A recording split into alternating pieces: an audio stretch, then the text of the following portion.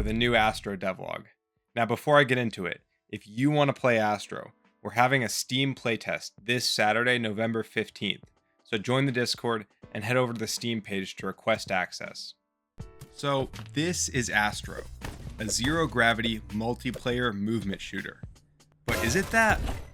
I've been labeling my game as a movement shooter just because it's in zero gravity, but a lot of playtesters disagreed.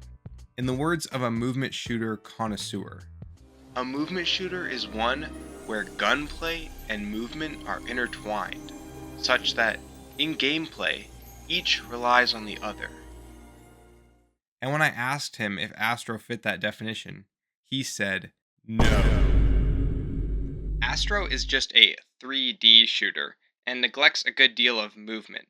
It clearly wasn't the focus of your design, and the mechanics are all just separate, incoherent, Okay, stop, bro, chill. The thing is, it actually wasn't always this way. We used to have rich momentum building mechanics, maybe even too rich. I first need to explain how we got here and the mover-shooter dilemma.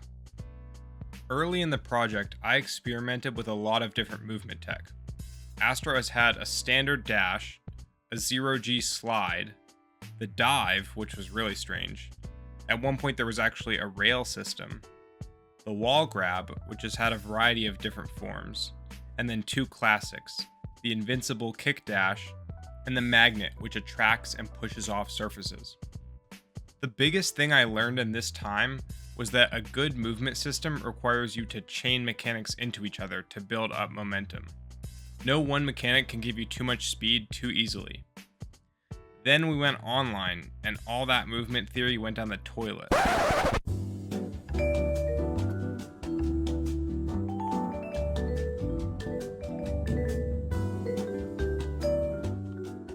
In a movement shooter, you move and shoot, but the brain is not good at doing two things at once, and so in reality, you move then shoot. To do both, you have to reach a high enough skill level so that the movement tech becomes ingrained into your subconscious. And really, then you aren't doing two things at once any more than you're doing two things at once by watching this video and breathing. Now, okay, most gamers can use WASD subconsciously, but when it comes to actually using movement tech like grappling hooks, mantle, mag slide, these usually require your full attention and interrupt a gunfight. Now, in other movement shooters, this skill gap is fine. Anyone can pick up Titanfall or Apex and just play the game like Call of Duty, even though the pros are calculating the exact speed they get from every slide jump. But this is not how it feels in Astro. When you aren't going fast, it's agonizing. The mover-shooter problem is bad. You spend 15 seconds building up your momentum, and then get in a gunfight and it's all gone. So how did I fix this? Basically a full 180 pivot to combat movement. I made everything punchy and easy. There was a 0G sprint called the turbo, a kick dash, and the controls were tightened a lot. Unfortunately, the magnet and push off became irrelevant, and in the playtests I was the only one using them, and you can see it doesn't really even have an effect on my speed. Moving and shooting had never been easier, but the catch is that I decimated the movement skill curve. So I thought a lot about this problem, and it comes down to how you distribute speed along the skill curve. In the first iteration, the skill to speed was evenly spaced, and when consciously focusing on the movement, it was a good experience. In a gunfight, the subconscious takes over the movement, which keeps you down here, because you can only get higher by doing a lot of movement tech, which to a beginner requires conscious effort. In the second iteration, I made all the mechanics instantly gratifying, giving tons of control and speed on the first move. This makes going fast not require skill, but it also means going fast doesn't require skill. So I actually combined the flaws of both of these systems to make a pretty simple compromise. For each mechanic, I split the momentum into two parts, the impulse and the boost. The boost is temporary, and after a short window, it's taken away from you. The impulse you get to keep. This means I can make each move feel punchy immediately, but you still need to perform multiple moves to build up real momentum. So here is the movement with no boost and only impulse, essentially the first iteration. You can see how it's slow to start, and then it quickly spirals out of control. And then this is gameplay with no impulse and only boost. So similar to the second iteration. Each move is quick, but I never really continue my momentum. And here's both parts together. I tried to keep the boost pretty subtle for most mechanics because it's obviously not physical and I don't want it to feel out of place. And actually, my playtesters didn't notice at all. But to be fair, I mean, they're clueless. Oh, speaking of them, if you want to be a frequent playtester and give feedback, you should join the Discord. You get exclusive update videos, you can read my unintelligible commit messages, and there's some all-around great people to welcome you. Please join. Don't do it. This Enlist game now. sucks. Y'all I are will not crash idiot the game games. with you Personally or give without You can you. just do it, sir. Hey, Del. Whew, okay, got that out of the way. But now we need to talk about the elephant in the room. Drag.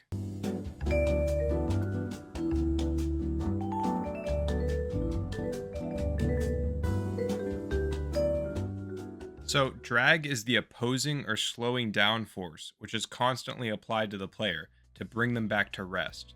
Now, before you head to the comment section to tell me that there isn't drag in outer space, I know.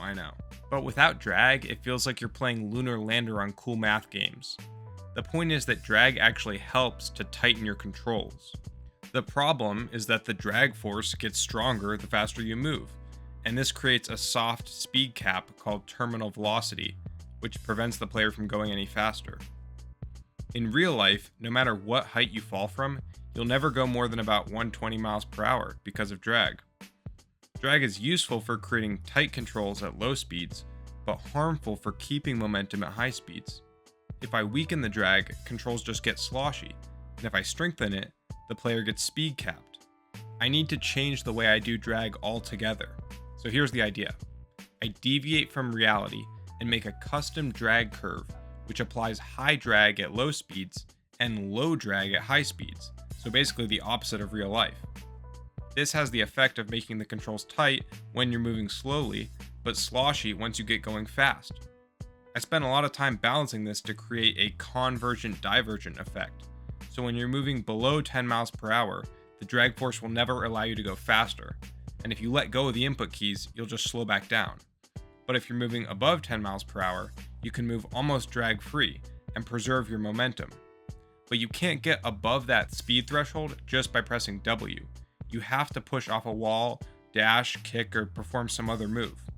But wait, we gotta take it one more level.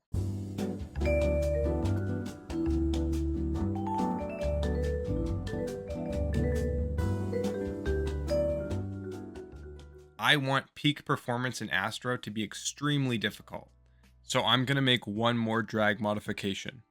Once you pass that 10 mile per hour threshold, releasing WASD makes you travel at the near zero drag, but pressing any of the input keys gives you the original high drag. This means that you can move around without touching the input keys, since you don't need to hold W anyway to keep moving forward because there's no drag. But the more you try to change your direction, the more you slow down. Don't worry though, you're not stuck only going in one direction, because each of the movement tech options like the dash or the mag push allows you to change your direction without any drag penalty. So in theory, peak movement would only require the mouse, shift, and space, but it's only by the amount of imperfection in your timing and lineup aim that you pay in drag. Okay, so for the final results bringing this all together, here is a clip of me tooling my game, which basically means that I play the game at like 1/10 of the speed so that I can time all the inputs perfectly, but then I'm going to replay it in normal speed to show you just how powerful the movement is if you play it right.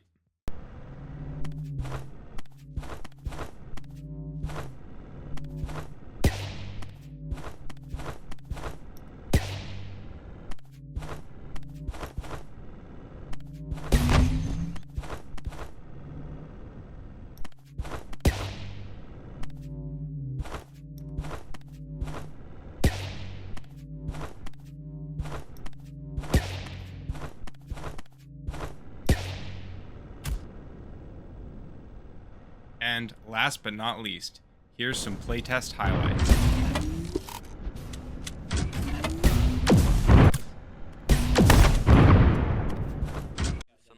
free for all. I know. Oh no! We're in free for all. Oh, you're in free for Bro, all. what happened? I feel Did bad you for walk you into guys. my?